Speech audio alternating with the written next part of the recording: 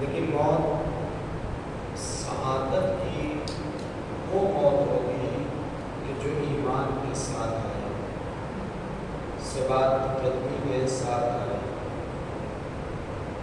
اور اسی لیے قرآن میرا بالعصر ان الانسان لفی خسر، زمانے کی قسم انسان نقصان میں ہے، خسارے میں ہے، گھاٹے میں ہے.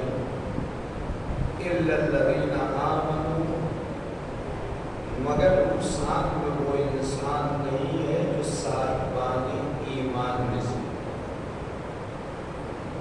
جس کا ایمان مضبوط ہے وہ نقصان میں سے نہیں ہے، وہ گھاٹا اٹھانے والوں میں سے نہیں ہے.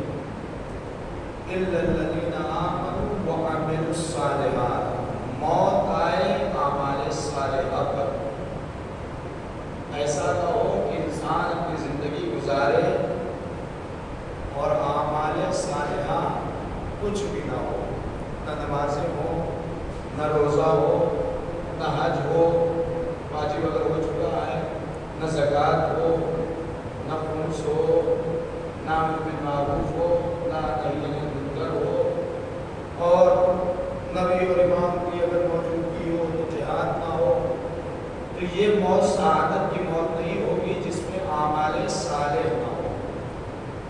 تو سعادت کی موت وہ ہوگی جو ایمان کے ساتھ ہو۔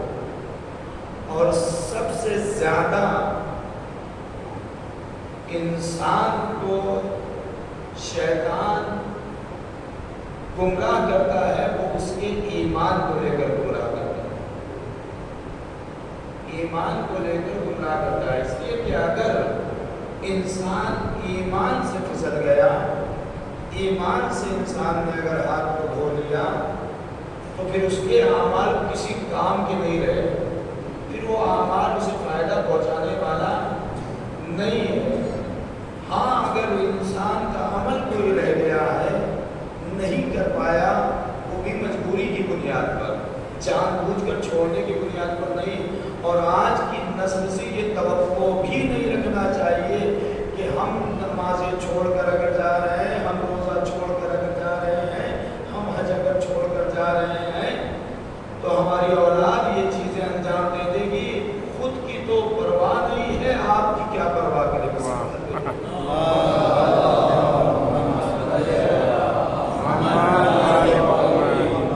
بہتر یہ ہے کہ انسان خود اپنے سارے اعمال کر کے جائے، تو سعادت کی موت وہ ہوگی جو ایمان پر ہو۔ انسان کا ایمان شیطان سلب نہ کرنے پائے، ورنہ بہت بڑے بڑے عابد گزرے ہیں کہ شیطان نے ایسا بہکایا کہ اس کے ایمان کو سلب کر لیا۔ آخری وقت پر ایمان سلب ہو گیا۔ بہت ساری مثالیں قرآن میں، جس میں سے کسی صحابی ہے اور مثالیں موجود ہیں قرآن میں۔ عابد و زاہد لوگ، متقی اور پرہیزگار لوگ، لیکن ایمان کے اعتبار سے شیطان نے آ کے بہکا دیا اور دنیا سے وہ انسان رخصت ہوا، ایمان سے ہاتھ دھو کر رخصت ہوا۔ ایمان کی بھرپائی نہیں ہو سکتی، عمل کی تو ہو سکتی ہے۔ اگر اولاد صالح ہے، نیک ہے، مجبوری میں آپ کو کوئی ایمان رہ گیا، کوئی عمل رہ گیا، تو اگر اولاد اچھی ہے، آپ نے اچھی تربیت کی ہے، تو یا تو وہ خود انجام دے گا یا پیسہ دے کے انجام دلوا دے گا، کسی سے کروا دے گا، نمازیں پڑھوا دے گا، روزے رکھوا دے گا۔ لیکن اگر ایمان کے اعتبار سے انسان پھسل گیا، اب آپ کسی بھی کتنے بھی مرجع کے بڑے مرجع کے پاس لے کر جائیے، کسی کے پاس لے کر جائیے کہ ایسا ہے کہ ہمارے والد یا ہمارا فلاں عزیز اس دنیا سے گزر گیا، لیکن وہ اللہ کو ایک نہیں مانتا تھا، اللہ کو عادل نہیں مانتا تھا، رسول کو نہیں مانتا تھا، انبیاء کو نہیں مانتا تھا، اماموں کو نہیں مانتا تھا، قیامت پر اس کو یقین نہیں تھا۔ یہ پیسہ آپ رکھ لیجئے اور یہ اس کے عمل کو آپ اپنی طرف سے انجام دے دیجئے، تو وہ فوراً پیسے کو واپس کر دیں گے۔ ایسا ہے، یہ پیسہ دینا بھی تمہارے لیے نقصان دہ ہوگا، کوئی فائدہ نہیں ہوگا۔ اس ایمان کے اعتبار سے اسے خود سمجھنا چاہیے تھا مرنے سے پہلے، اب یہ پیسہ کوئی کام نہیں آئے گا اس کے ایمان کو لے کر۔ تو ایمان انسان کو مضبوط ہونا چاہیے، تب سعادت کی موت ہوگی۔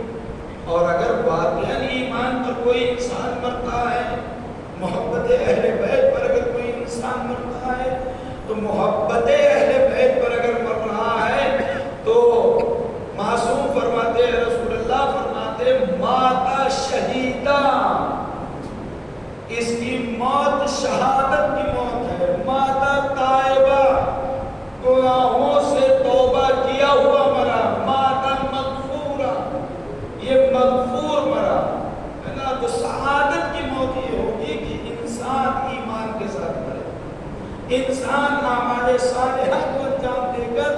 قرآن کہہ رہا ہے وَالْعَصْرِ إِنَّ الْإِنسَانَ لَفِي خُسْرٍ إِلَّا الَّذِينَ آمَنُوا وَعَمِلُوا الصَّالِحَاتِ، مگر نقصان میں وہ نہیں جو ایمان اور ایمان کے ساتھ اعمال صالح جس نے انجام دیا۔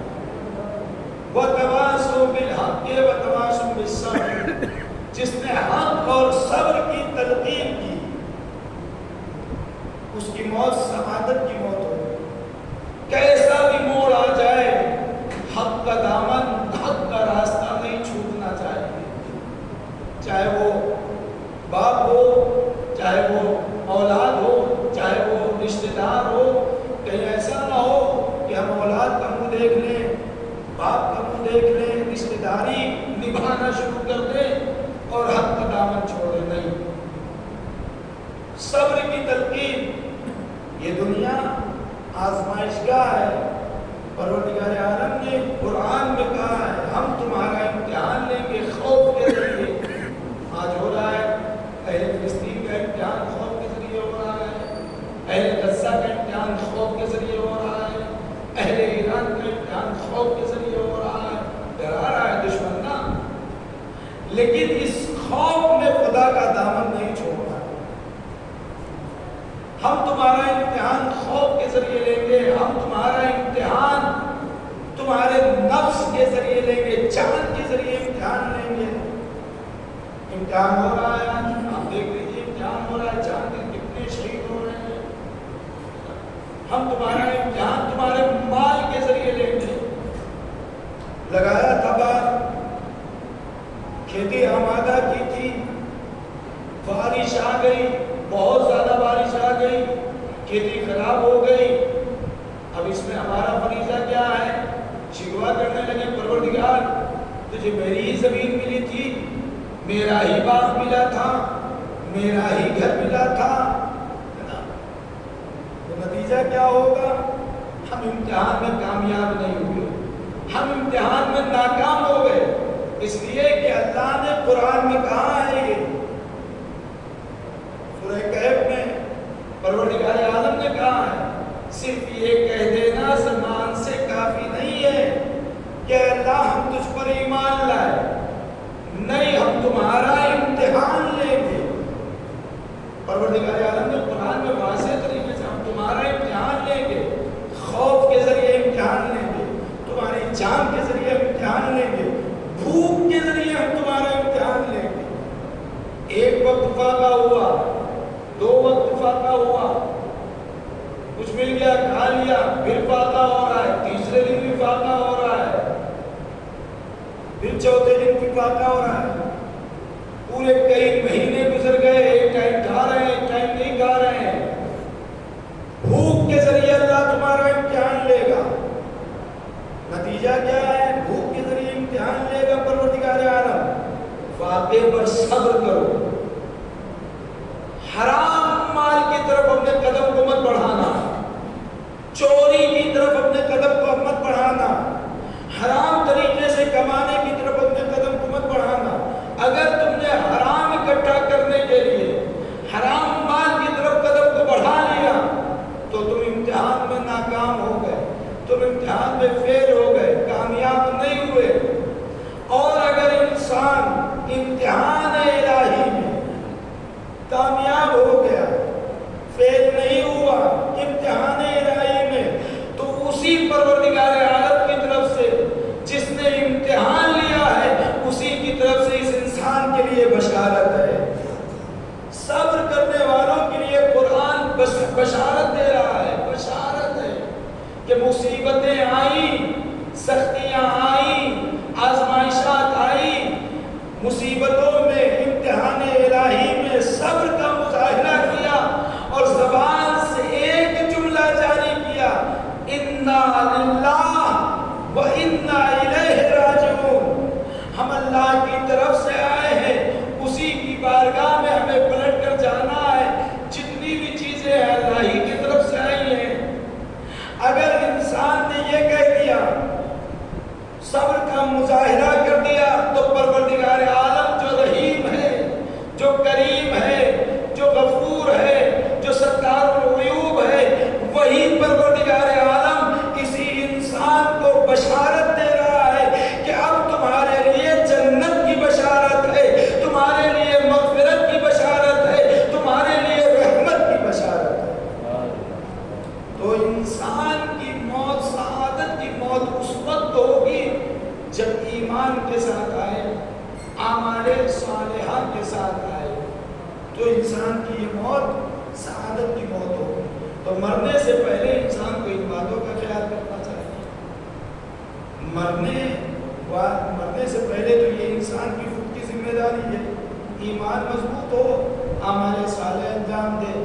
مرنے والا مر گیا، اب جو زندہ ہیں، جو چل رہے ہیں، جو پھر رہے ہیں، جو باتیں کر رہے ہیں، جو بول رہے ہیں، جن کے کان سن رہے ہیں، ان کی کیا ذمہ داری ہے؟ ان کی بھی کوئی ذمہ داری ہے جو شریعت نے ان کے اوپر رکھی ہے، جو ہم اور آپ یہاں موجود ہیں، ہماری بھی تو کوئی ذمہ داری ہے۔ تو شریعت نے ہماری ذمہ داری کو بھی بتایا ہے کہ ہمارے درمیان سے اگر ہمارا کوئی بھائی اٹھ جاتا ہے، موت اس کو آ جاتی ہے، تو ایسا نہیں ہے کہ ہماری کوئی ذمہ داری نہیں ہے، ہماری بھی ذمہ داری ہے۔ کیا ہے ہماری ذمہ داری؟ پہلی ذمہ داری، ہمارے درمیان سے اگر کوئی اٹھتا ہے تو سب سے پہلی ذمہ داری یہ ہے کہ اس کی موت کا اعلان کرے، اس کی موت کی خبر پہنچائیں دوسرے مومنین تک، اعلان کرے اس کی موت کو۔ فائدہ کیا ہوگا؟ جو بھی سنے گا اس کے حق میں دعائیں خیر کرے گا، اس کے حق میں دعائیں مغفرت کرے گا۔ اس اعلان کرنے کی وجہ سے جس نے اعلان کیا وہ بھی ثواب میں شامل، جس کے لیے اعلان کیا گیا اس کو بھی ثواب مل رہا ہے۔ تو پہلی ذمہ داری یہ ہے کہ ہم اعلان کریں، جیسا کہ چھٹے امام سے روایت ہے، ينبغي لأولیاء المیت، میت کے سرپرست کے لیے مناسب یہ ہے، بہتر یہ ہے، ان يعزنوا اخوان المیت بموتہ، کہ وہ دعوت دیں، پکاریں، بتائیں مرنے والے کے بھائیوں تک، المسلموں اخو المسلم، مومن کا بھائی ہوتا ہے، روایت بھی موجود ہے، آیت بھی موجود ہے نا۔ خبر پہنچائیں، اطلاع کریں، بتائیں لوگوں تک کہ یہ فلاں انسان مر گیا، اس دنیا سے گزر گیا، موت واقع ہو گئی، اس دار فانی کو اس نے چھوڑ دیا۔ فَيَشْهَدُونَ جَنَازَتَهُ، کس لیے خبر پہنچائیں؟ تاکہ حاضر ہوں اس کے جنازے پر، اس مرنے والے کے جنازے پر لوگ حاضر ہوں، اس لیے خبر پہنچانی چاہیے، پہلی ذمہ داری۔ وَيُصَلُّونَ عَلَيْهِ، اس لیے خبر دی جائے تاکہ لوگ اس کے اوپر نماز پڑھیں، ہے نا، پہلی ذمہ داری۔ دوسری ذمہ داری غسل، مرنے والے کو غسل دینا۔ پانچویں امام فرماتے ہیں کانا فیما ناج اللہ بہ موسیٰ ربہ، امام فرماتے ہیں کہ جناب موسیٰ نے پروردگار سے مناجات کی، جناب موسیٰ کلیم خدا، اللہ سے کلام کرنے والے نبی، کلیم اللہ، اسی لیے جناب موسیٰ کو کلیم اللہ کہتے ہیں، مناجات کی، ان قال یا رب اعلمنی مما بلغ من عیادت المریض من العجر، اے پروردگار تو بتا اگر کوئی مریض ہو اور اس مریض کی عیادت کے لیے کوئی جا رہا ہے تو تیری جانب سے اس کا ثواب کیا ہے؟ قال عز وجل اوکل به ملکا یعودوه فی قبره الی محشرہ، اگر کوئی کسی کی عیادت کے لیے جا رہا ہے، کوئی بیمار ہے اس کی خبرگیری کے لیے اگر کوئی جا رہا ہے، اس کو پوچھنے کے لیے اگر کوئی جا رہا ہے، تو پروردگار عالم کہہ رہا ہے جناب موسیٰ سے کہ میں ایک ملک کو وکیل بناؤں گا جو قبر سے لے کر محشر تک یہ ملک اس کی عیادت کرے گا، اس کی عیادت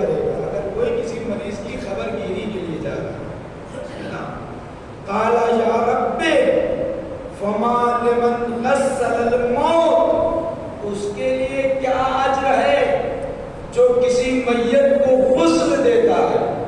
یہ غسل دینا، نماز میت پڑھنا، کفن دینا، میت کو قبر تک پہنچانا، یہ ہر انسان کے اوپر واجب ہے. واجب کفائی سب کے اوپر واجب ہو جاتا ہے. ایک بار ہی مرنے والا مرا، سب کے اوپر واجب ہو جاتا ہے. واجب کفائی ہے. واجب کی کئی قسمیں ہیں.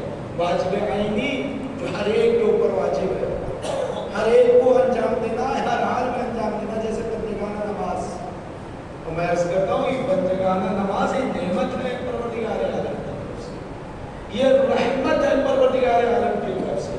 یہ لطف ہے پروردگار عالم کی طرف سے. یہ روزانہ کی 5 وقت کی نماز. کسی نے معصوم سے سوال کیا تھا، پروردگار یہ اللہ نے یہ 5 وقت نماز کیوں رکھی؟ روزانہ نماز، وہ بھی 5 وقت نماز. مہینے میں رکھ دیتا، سال میں رکھ دیتا، زندگی میں رکھ دیتا. جیسے حج ہے، زندگی میں 1 مرتبہ واجب ہے. تو معصوم نے جواب دیا اس لیے رکھا ہے کہ پروردگار عالم اپنے بندوں پر اتنا رحیم ہے کہ پروردگار عالم نہیں چاہتا کہ اپنے بندوں کو گنہگار دیکھے. یہ 5 وقت کی نماز اس لیے رکھی ہے کہ اگر رات کے حصے میں گناہ ہوا ہو تو صبح کی نماز پڑھ لو، اللہ معاف کر دے گا. صبح کی نماز سے لے کر ظہر کے درمیان اگر کوئی گناہ ہوا ہے، ظہر کی نماز پڑھ لو، اللہ معاف کر دے گا. ظہر اور عصر کے درمیان گناہ ہوا ہے، نماز پڑھ لو عصر کی، اللہ معاف کر دے گا. عصر سے مغرب تک اگر کوئی گناہ ہوا ہے تو اللہ معاف کر دے گا. مغرب کی نماز پڑھنے کی وجہ سے مغرب و عشاء کے درمیان کوئی گناہ ہو گیا ہے تو اس نماز پڑھنے کی وجہ سے، عشاء کی نماز پڑھنے کی وجہ سے اللہ معاف کر دے گا. یعنی اللہ اتنا رحیم ہے، اتنا کریم ہے کہ اللہ اپنے بندوں کو گنہگار نہیں دیکھنا چاہتا، پاک و پاکیزہ دیکھنا چاہتا ہے پروردگار عالم. اسی لیے 5 وقت نماز رکھی. اسی لیے رسول اللہ نے مثال دی کہ نماز کی مثال بالکل ایسے ہی ہے جیسے تمہارے گھر کے سامنے نہر جاری ہو. 5 مرتبہ اگر انسان ہاتھ دھوئے گا نہر میں تو اس کے بدن پہ کوئی میل باقی نہیں رہے گی، کوئی گندگی باقی نہیں رہے گی. اسی طریقے اگر 5 وقت نماز پڑھے گا کوئی گناہ باقی نہیں رہے گا. یہ رحمت پروردگار ہے، یہ لطف پروردگار ہے نا. تو دوسری ذمہ داری ہمارے درمیان سے اگر کوئی گزر گیا تو اس کو غسل دینا ہے. جناب موسیٰ نے کہا پروردگار فما لمن غسل الموت، پروردگار اس کا اجر کیا ہے، اس کی جزا کیا ہے جو کسی مرنے والے کو غسل دیتا ہے، اس کی جزا کیا ہے؟ قال اغسلہ من ذنوبہ کما ولدتہ امہ، پروردگار عالم اس کو اس کے گناہوں سے غسل دے دے گا، بالکل ایسا ہو جائے گا جیسے ابھی ماں نے اسے پیدا کیا ہے. یہ غسل دینے کا ثواب ہے مرنے والے. تو واجب عینی جو سب کے اوپر واجب، واجب کفائی سب کے اوپر واجب، لیکن اگر کسی ایک نے انجام دے دیا، کسی ایک نے غسل دے دیا مرنے والے کو تو سب کے سر سے ہٹ جائے گا، سب کے سر سے ثابت ہو جائے گا واجب اگر ایک نے انجام دے دیا. اور اگر کسی ایک نے انجام نہیں دیا، کسی نے بھی نہیں انجام دیا تو سب کے سب گنہگار رہیں گے، سب کے سب جواب دیں گے اللہ کے یہاں. مسلمان تھا مرنے والا، تم نے غسل کیوں نہیں دیا؟ مسلمان تھا مرنے والا، تم نے نماز کیوں نہیں پڑھی؟ مسلمان تھا مرنے والا، تم نے کفن کیوں نہیں دیا؟ مرنے والا مسلمان تھا، تم نے اسے دفن کیوں نہیں کیا؟ سب کو جواب دینا ہوگا. یہ ہے واجب کفائی. تو دوسری ذمہ داری، پہلی ذمہ داری اعلان میت، اولیاء کے لیے جو وارثین ہیں ان کے لیے لازم ہے کہ سب سے پہلے اعلان کریں کہ ہمارا یہ عزیز اس دنیا سے دار فانی سے گزر گیا. دوسری ذمہ داری مرنے والے کو غسل دینا. کتنا ثواب ہے؟ انسان غسل دے رہا ہے، غسل دینے والا انسان اپنے گناہوں سے ایسے پاک ہو جائے گا جیسے اپنی ماں کے شکم سے پیدا ہوا ہے. اللہ اس کے گناہوں سے اسے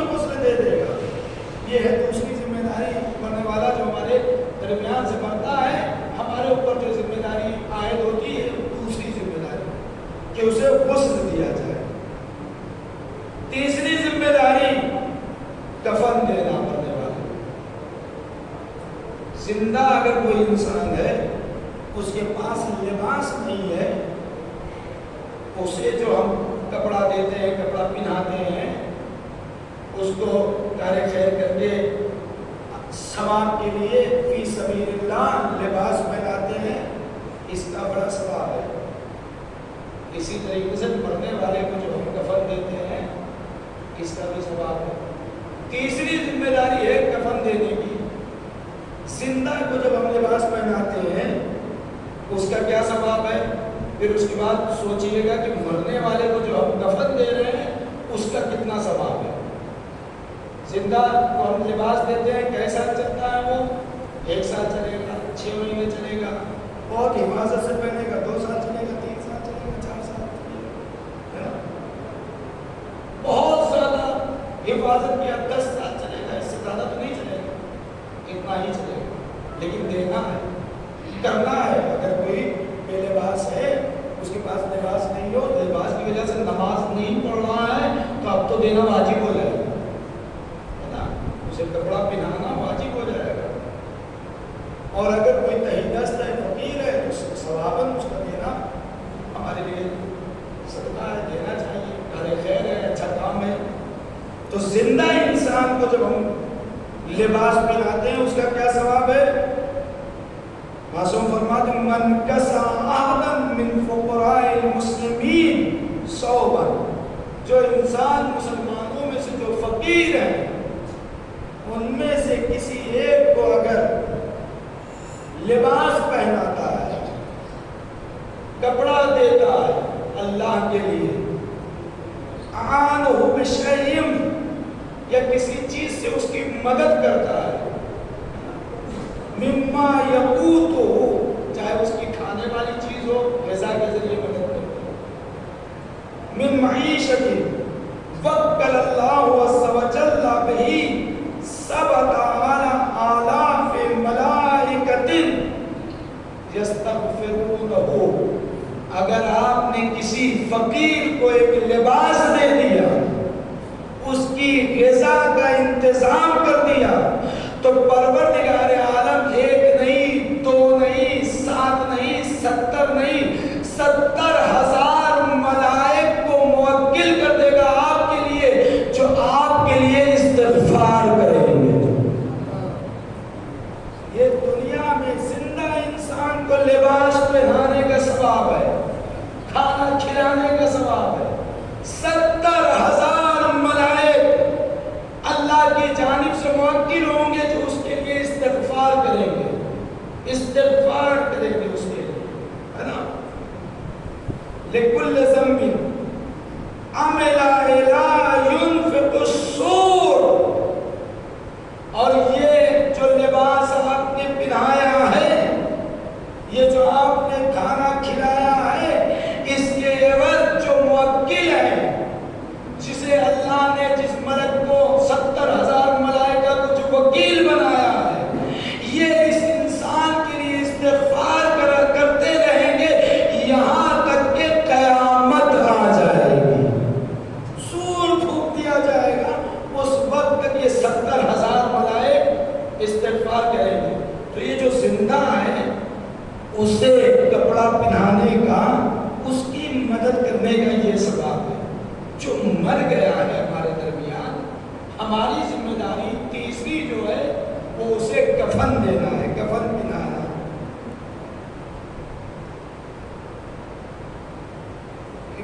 امام فرماتے ہیں من کسا مومنا ثوبا من قرن کساہ اللہ من استبرق الجنہ.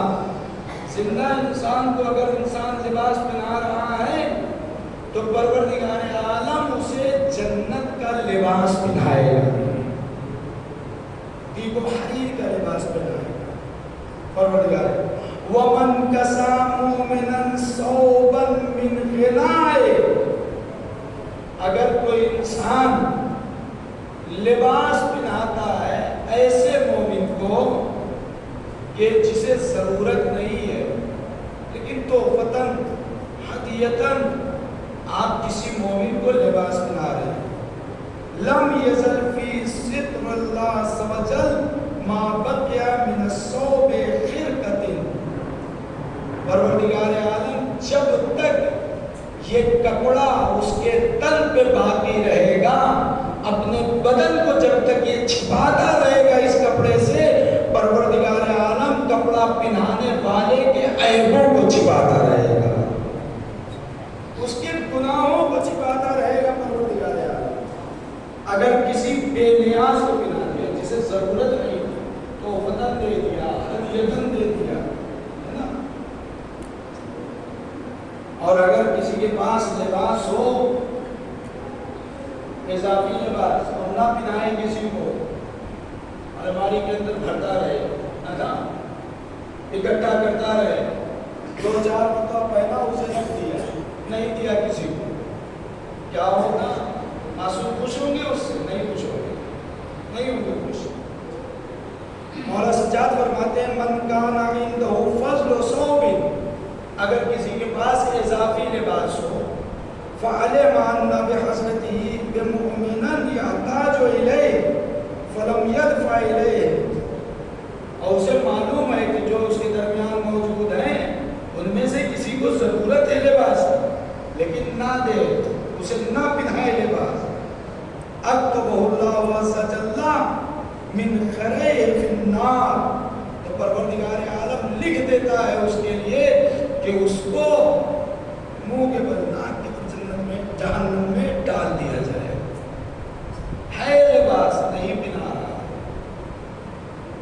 اسی عدم لباس کی وجہ سے، لباس نہ ہونے کی وجہ سے یہ انسان نماز چھوڑ رہا ہے، اور آپ کے پاس بھرا ہوا ہے، آپ نے رکھ دیا، آپ پہن بھی نہیں رہے، اضافی ہے آپ کے پاس، آپ نہیں دے رہے ہیں کسی کو، تو پروردگار عالم ناک کے بل اسے جہنم میں ڈالے، حکم دے دے گا پروردگار عالم ایسے انسان کو جہنم میں ڈال دیا جائے. تو زندہ کو اگر لباس انسان پہناتا ہے تو 70,000 ملائک استغفار کرتے ہیں اس کے لیے. کب تک؟ جب تک قیامت نہ آ جائے، اس وقت تک. کتنا ثواب ہے؟ گناہوں سے پروردگار عالم اسے پاک کر رہا ہے. اور یہ پہننے والا لباس جو زندہ انسان ہے کتنے سالوں تک لباس پہنے گا؟ 2 سال، 4 سال، 5 سال، 10 سال. لیکن اگر آپ کسی مردے کو کفن پہنا رہے ہیں تو یہ جو اس کو لباس دے رہے ہیں، جس دن آپ نے لباس پہنایا ہے اس دن سے وہ پہنے گا، جب تک قبر سے اٹھایا نہیں جائے گا تب تک وہ لباس ہے، تب تک آپ کو ثواب اس لباس کا ملتا رہے گا. تو تیسری ذمہ داری ہماری مرنے والے کے سلسلے میں اسے لباس یعنی کفن دے. کفن دینا سب کے اوپر واجب، کسی ایک نے دے دیا تو سب کے اوپر سے ثابت ہو جائے گا، چونکہ واجب کفائی ہے. چوتھی ذمہ داری مرنے والے کو کاندھا دینا، مرنے والے کو کاندھا دینا. کتنا ثواب ہے کاندھا دینے کا، کتنا رحیم ہے پروردگار عالم. معصوم فرماتے ہیں من حمل جنازۃ من 4 جوانبہا، جو بھی انسان کسی جنازے کو اس کے چاروں کونے سے اٹھائے، ہے نا، پہلے دائیں طرف سے اٹھائے، پھر بائیں طرف سے اٹھائے، پھر بائیں سے اٹھائے، پھر اس طرف سے اٹھائے، ہے نا، جو چاروں جانب سے جنازے کو کاندھا دیتا ہے، اٹھاتا ہے، حمل کرتا ہے، غفر اللہ لہ 40 کبیرہ، تو اللہ اس کے 40 بڑے گناہوں کو معاف کر دیتا ہے. بڑے گناہوں کو، گناہ کبیرہ کو معاف کر دیتا ہے. 10 ایک جانب سے، 10 ایک جانب سے، 10 ایک جانب سے، 10 ایک جانب سے، 40 بڑے گناہوں کو پروردگار عالم معاف کر دیتا ہے اگر کوئی انسان مرنے والے کو کاندھا دیتا ہے. جو انسان تشییع جنازہ کرتا ہے، جنازے میں شرکت کرتا ہے، بیمار ہے، مریض ہے، کاندھا نہیں دے سکتا، لیکن تشییع جنازہ جس حد تک ممکن ہے کر تو سکتا ہے. قبر کی منزل تک تو پہنچا سکتا ہے، طاقت نہیں ہے، کھانا نہیں دے رہا، تشییع جنازہ تو کر رہا ہے، جنازے میں شرکت کر رہا ہے، اس کا کیا ہے؟ معصوم فرماتے ہیں من شیع جنازتاً حتی یدفن فی قبر، جو انسان کسی جنازے کی تشییع کرتا ہے، شرکت کرتا ہے جنازے میں، یہاں تک کہ قبر میں اسے دفن کر دیا جاتا ہے نا؟ وکل اللہ سبعین ملکا من المشیعون یشیعونہ یستغفرونہ الی یوم القیامہ، تو 70 ملائک کو پروردگار عالم موکل کرتا ہے اس تشییع جنازہ کرنے والے انسان کے لیے جو قیامت تک اس کے لیے ہمنمائی کریں گے، اس کے لیے صحیح کریں گے، اس کے لیے کوشش کریں گے کہ اس کی طرف سے تشییع جنازہ کریں۔ کتنے ملائک؟ 70 ملائک، ہے نا؟ اتنا ثواب ہے تشییع جنازہ کرنے کا، یعنی قبر کی منزل تک اگر ہم کسی مرنے والے کو پہنچا دیں۔ اگر کوئی انسان صرف جنازے میں شرکت کرتا ہے چند لمحے کے لیے، نہیں ہے تمام، نہیں ہے قبر تک پہنچنے کی، قبرستان تک پہنچنے کی، کاندھا دینے کی، رسول اللہ فرماتے ہیں ضمنت للجنہ، ایسے انسان کے لیے میں جنت کی ضمانت دیتا ہوں۔ کتنی اہمیت ہے اس مرنے والے انسان کی، جس کا ہاتھ کام نہیں کر رہا ہے، جس کا پیر کام نہیں کر رہا ہے، جس کی زبان کام نہیں کر رہی ہے، جو بول نہیں سکتا، جو دیکھ نہیں سکتا، جو کچھ کہہ نہیں سکتا آپ سے ظاہر بظاہر، دیکھ تو سب کچھ رہا ہے، سن بھی رہا ہے، لیکن آپ سے کلام نہیں کر سکتا، یہ مرنے والا انسان، اتنی عظمت ہے اللہ کی نگاہ میں کہ اگر اس کا اعلان کرو اللہ تمہیں معاف کر رہا ہے، اس کو غسل کرو اللہ تمہیں گناہوں سے غسل دے رہا ہے، اسے کفن پہناؤ اللہ تمہیں قیامت تک ثواب عطا کر رہا ہے، اس کی تشییع جنازہ کرو، اسے کاندھا دو، اللہ تمہارے 40 بڑے گناہوں کو معاف کر رہا ہے، چاروں جانب اگر آپ نے کاندھا دے دیا۔ اتنے احترام کا قائل ہے پروردگار عالم اس مرنے والے انسان، جس کا ہاتھ بھی کام نہیں کر رہا ہے، جس کا پیر بھی کام نہیں کر رہا ہے، جو آپ سے کچھ کہہ نہیں رہا ہے۔ یہ لمحے فکریہ ہے یا نہیں ہمارے لیے؟ یہ سوچنے کا مقام ہے یا نہیں کہ جس انسان کا ہاتھ بھی کام نہیں کر رہا ہے، جس انسان کا پیر بھی کام نہیں کر رہا ہے، جس انسان کی زبان بھی کام نہیں کر رہا ہے، اللہ اس کے لیے اتنے احترام کا قائل ہے، جس کی زبان بھی کام کر رہی ہو، جس کا ہاتھ بھی کام کر رہا ہو، جس کا پیر بھی کام کر رہا ہو، اللہ اس زندہ کے کتنے احترام کا قائل ہو۔ جو زندہ ہے اس کے احترام کا کتنا اللہ قائم ہو۔ اسی لیے پروردگار عالم نے قرآن میں منع کیا کہ سوء ظن مت رکھنا، تہمت مت لگانا، برے خیالات مت اس کے لیے رکھنا، بلکہ اچھائیوں میں یاد کرو، حسن ظن اس کے بارے میں رکھو، اس کی ہدایت کرنے کی کوشش کرو، اسے راہ راست پر لانے کی کوشش کرو، اس کے لیے امر بالمعروف کرو، نہی از منکر کرو اس کے لیے۔ یہ حکم پروردگار عالم نے لگایا۔ یہ معصومین علیہ السلام نے زندہ لوگوں کے لیے ہمیں ہدایت کی کہ ہمیں ایسے برتاؤ کرنا چاہیے، اس سے اچھے اخلاق سے پیش آؤ، اسے سلام کرو، اسے سلام کرو، سلام کرو گے اللہ ثواب عطا کر رہا ہے۔ تو جب جو اللہ مرنے والے کے لیے اتنے احترام کا قائل ہے، وہی اللہ کتنے زیادہ احترام کا قائل ہوگا جو ہمارے درمیان زندہ ہیں ان کے بارے میں، ہے نا؟ رسول فرماتے ہیں کہ اگر کوئی انسان صرف جنازے میں شرکت کر لے، نہیں جا سکتا ہے قبر تک، جہاں تک ہو سکے شرکت کر لے، ضمنت للجنہ، میں ضمانت لیتا ہوں جنت کی اس کے لیے۔ اور اگر کوئی نکلے کسی انسان کے جنازے کی تشییع کرنے کے لیے، رجل خرج فی جنازۃ رجل، ایک انسان کسی انسان کے جنازے کے لیے گھر سے نکلتا ہے، فمات، اور مر جائے، فلہ الجنہ، اللہ اس کے لیے جنت قرار دیتا ہے۔ اگر کوئی تشییع جنازے کے لیے نکلا ہے اور اسے کو موت کا تو کوئی وقت معین نہیں ہے، اور اللہ نے یہ نہیں بتایا ہے کہ کب کسے کہاں کیسے موت آئے گا، تو اس کا علم اللہ کے پاس گیا تھا جنازے کی تشییع کرنے کے لیے، موت آ گئی، مر گیا، تو اس کے لیے پروردگار عالم کی طرف سے انعام ہے جنت، اتنا رحیم ہے پروردگار عالم۔ اور اسی لیے جب آپ تشییع جنازہ کریں، یہ میں چھوٹے چھوٹے بھائیوں کے لیے اور جو نوجوان نہیں جانتے ہیں، کبھی کبھی دیکھنے کو مل جاتا ہے ایسا، ان کے لیے خاص کر کے یہ حدیث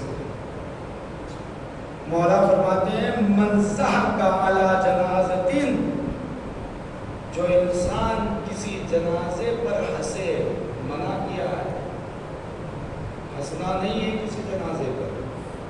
سوچئے جب ہنسنے کو اللہ منع کر رہا ہے تو اس کے عیبوں کو بیان کرنے کو اللہ اجازت دے گا؟ نہیں دے گا۔ اسی لیے تو پروردگار عالم نے نماز میت میں جملہ رکھا، اللہم انا لا نعلم منہ الا خیرا، گواہی دو، عہد کرو اس کی میت کے سامنے کھڑے ہو کر، نماز میت پڑھ رہے ہو، عہد کرو پروردگار میں اس کے بارے میں سوائے خیر کی کچھ نہیں جانتا، انکان مصیبت تجاوزن ہو، اگر یہ خطا کار تھا، یہ نہیں کہہ رہا کہلوا رہا ہے کہ یہ خطا کار ہے، یہ مت کہو یہ خطا کار ہے، اگر یہ خطا کار تھا، انکان مصیبت تجاوزن ہو، اگر یہ خطا کار تھا تو پروردگار اس کی خطاؤں سے پردہ پوشی کر دے، نگاہوں کو پھیر لے۔ اگر یہ خطا کار ہے، سوچیے کتنا پروردگار عالم کریم ہے۔ آپ نے جب عہد کر لیا مرنے والے سے، چونکہ یہ عہد کر کے آئے، آپ نے نماز میت پڑھی ہے تو گویا کہ آپ نے عہد کیا ہے وہاں پہ، تو اب آنے کے بعد کیا ہمارے لیے شریعت اجازت دے گی، اللہ اجازت دے گا کہ اب آ کے ہم اس کے بہن اس کے عیبوں کو بیان کریں؟ یہاں تو اللہ میت میں یہ کر انکانا، اگر تھا، پروردگار عالم یہ نہیں کہہ رہا یہ تھا، یہ ہے، یہ نہیں کروا رہا ہے، اگر تھا تو پروردگار تو تجاوز کر دے، پروردگار تو گردانی کر دے، پروردگار تو صرف نظر کر دے، اپنی نگاہوں کو پھیر لے۔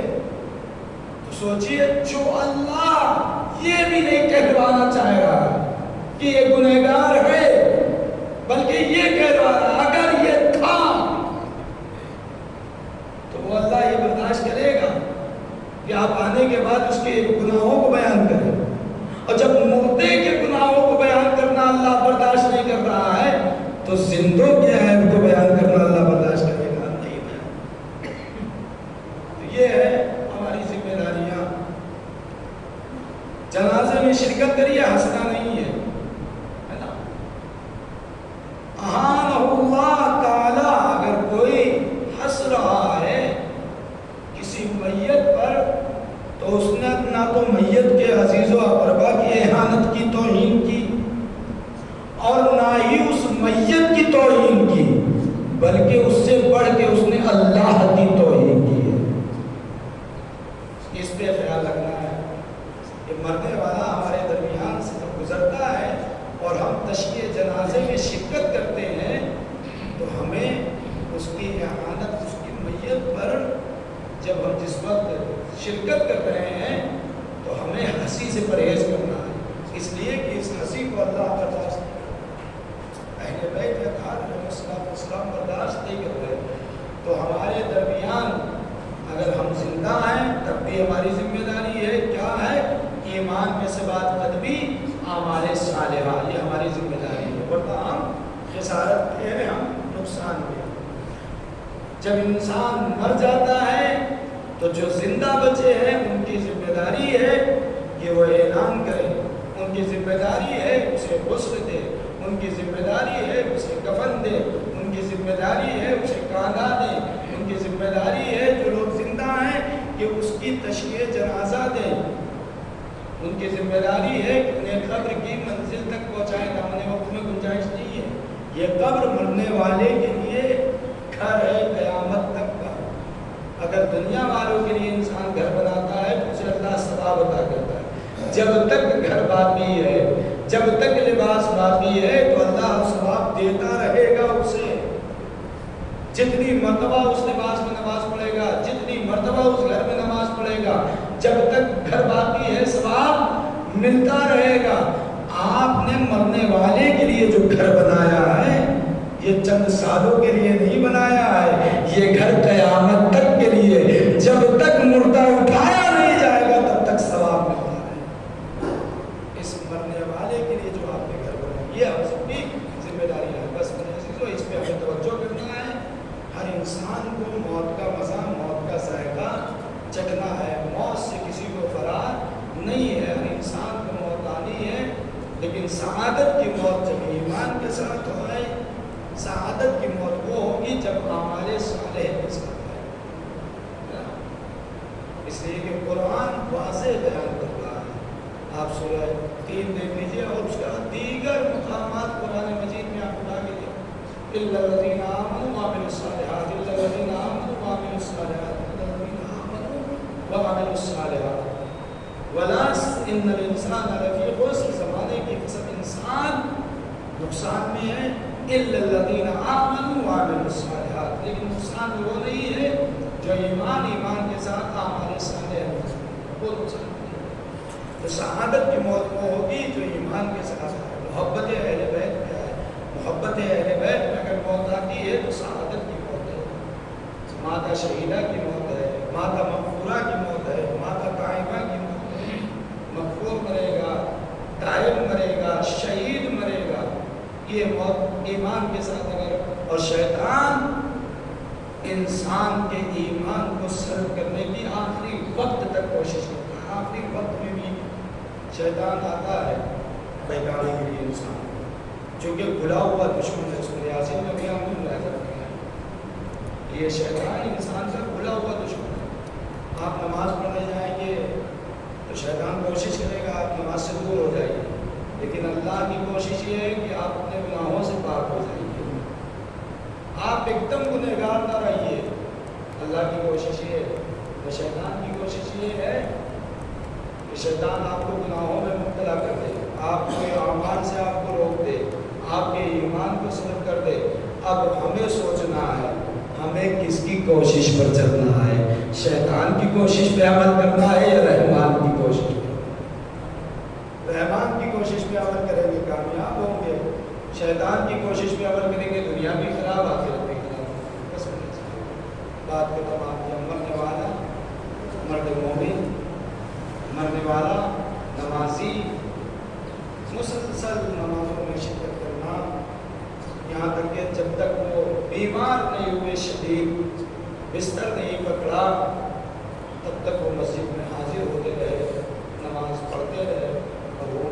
اور واقعہ نماز ایسی عبادت ہے کہ نمازی کے لیے ملک الموت مدد کرتے ہیں. جس وقت ملک الموت روح قبض کرنے کے لیے آتا ہے، اس وقت شیطان بھی آتا ہے بہکانے کے لیے، ایمان سلب کرنے کے لیے. اس وقت ملک الموت اسے ایمان کی تلقین کرتے ہیں. ملک الموت اسے با ایمان رخصت ہونے کے لیے کلمہ پڑھاتے ہیں، تلقین کرتے ہیں. نماز کا یہ فائدہ ہے. نماز کا فائدہ یہ کہ انسان جب اس دنیا سے گزرتا ہے تو بہت بھوک لگتی ہے، بہت پیاس لگتی ہے نا. لیکن اگر نمازی انسان ہے تو اسے بھوک کا احساس نہیں ہوگا، اسے پیاس کا احساس نہیں ہوگا. اور بے نمازی کے لیے شہزادی فرماتی ہے، بے نمازی اگر انسان ہے تو پوری دنیا کا پانی، پوری دنیا کا کھانا اسے کھلا دیا جائے، نہ تو اس کی بھوک مٹے گی نہ اس کی پیاس مٹے گی. سوچے. اور اس وقت شیطان کیا کرے گا؟ پانی لے کر آئے گا. میں تمہارے لیے لے کر آیا ہوں، بڑا ٹھنڈا پانی ہے، بس تم انکار کر دو خدا سے، میں تمہیں پلا دوں گا. اور اس کے بعد پانی پھینکنا بھی شروع کرتا ہے، گرانا شروع کرتا ہے. دیکھو میں ڈال رہا ہوں، یہ تھوڑا سا بچا ہے. اگر ایمان کمزور ہے تو تو فوراً خدا کا انکار کر دیتا ہے. شیطان کہتا ہے میں کامیاب ہو گیا, باقی پانی بھی پھینک دیتا ہے. اسے پانی بھی نہیں ملتا, ایمان الگ سے سمجھتا ہے. ایمان الگ سے سمجھتا ہے. مرنے والا نمازی متقی پرہیزگار ہمارے درمیان سے گزرا. واقعاً یہ مرحلہ اہل خانہ کے لیے, فرزندان کے لیے اور ان کے حکمران کے لیے صبر ہے. اور یہ صبر کرنا مشکل ہوتا اگر کربلا والوں کا غم نہ ہو.